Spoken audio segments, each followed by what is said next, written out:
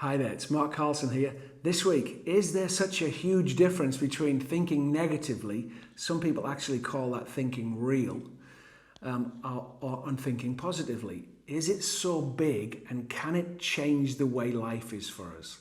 Come on in.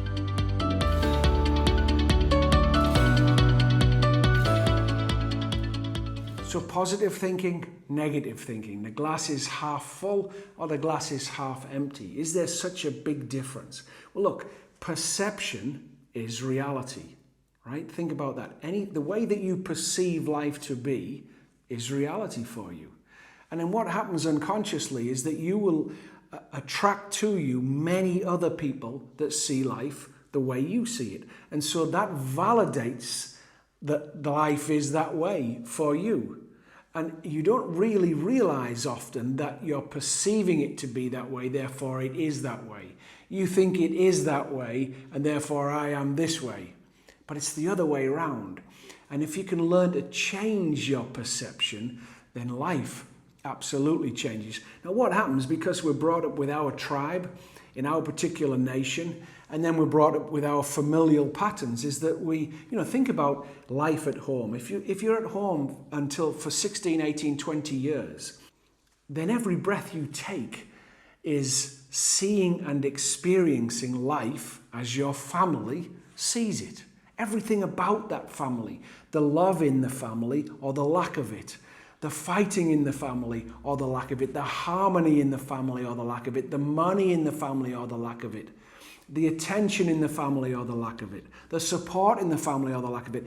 Everything to do with your family has been drummed into you over and over and over again. And so what happens is you perceive life in a way that is in accordance with your family and in accordance with what your nation says life should be like. So you perceive it in that particular way. Now, if you've been given negative viewpoints in certain areas, it might not be your whole existence, but in certain areas, if you've been given negative viewpoints, quite often you don't even realize that you're thinking negatively. But the way you perceive reality will create it to be that way, right? Of course it is. Of course it will.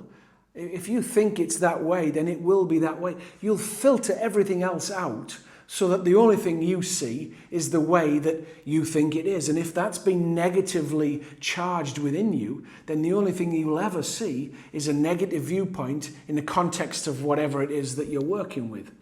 So the first key is to become aware of yourself and realize, let's be open enough to be wrong. Have you ever met anybody who's always right? Always right. Can't be wrong. These people are doing themselves a massive disservice because they can't learn anything, right? So the first thing you've got to do is to say, I am willing to be wrong.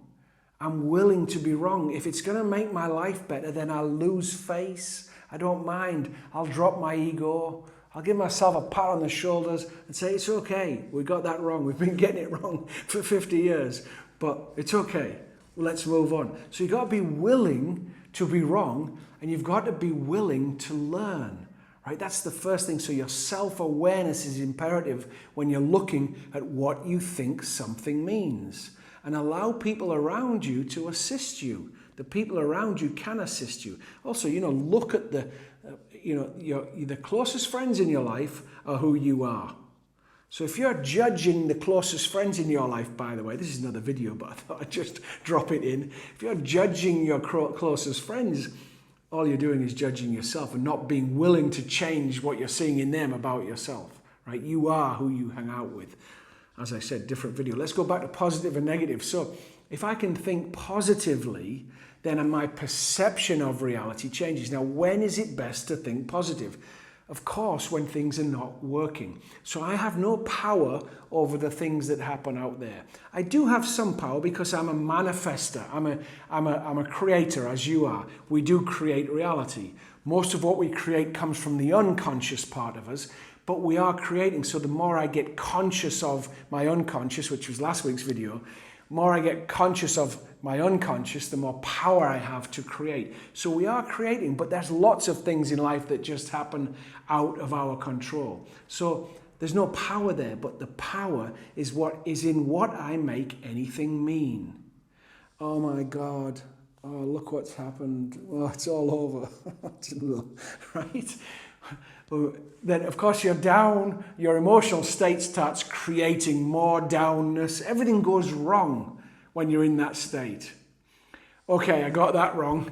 What can I learn? Okay, ego doesn't like this. I feel like a fool. Never mind. What can I learn? So I'm back in the winning team.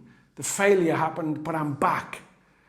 And what I say to myself is imperative.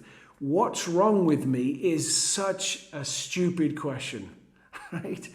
I'm not calling you stupid if you've ever said that. I've said that so many times when I was younger. What is wrong with me? Right? So if I say, what's wrong with me? My brain doesn't think, oh, well, that hurt him if I tell him that. It doesn't think that at all. It just says, let me show you, dude. And it gives me this massive long list of what's wrong with me, right? It probably makes some of this stuff up as well. It just thinks, because it needs to give me answers. Okay, let's put that in there as well, you know. So, not a good question. What's right with my life? Now, if you're used to being negative, there'll be a strong negative side of you that will say absolutely nothing. You'll go back down again. You've got to drag yourself up. What's great about this situation? What's great about me? Who loves me? Who do I love? No one. You see, negative Nelly keeps coming in. You've got to stop that. What's great?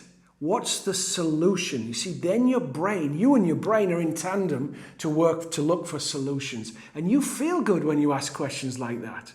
What's great about this? If I could only be positive, if that's the only place I could ever be, if that was the only thing that was allowed, then how would I see this situation if I could only see it positively? Now, you see, because perception is reality. So if I keep seeing things positively, life gets better. Of course it does. Now, you've got to be real. So I'm not talking about walking in the clouds and denying reality. So what I mean is you've got to get a real about where you are, but then you've got to think positively with the situation known as it's known. Okay? So what's great about my life? What's great about this situation? Who can I talk to that I know will help me? What actions can I take that will make me feel great? For me, a workout always lifts me. Going and having a massage lifts me. You know, pampering myself, doing something nice for myself. So I've got to get my state positive. That's what's really important about this. But is there a difference?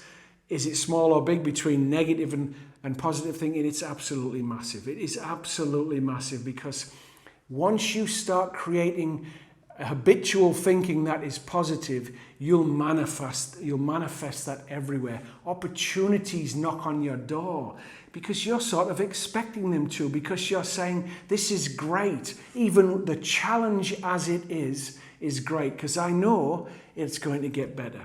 What guarantee have you got that you'll be okay?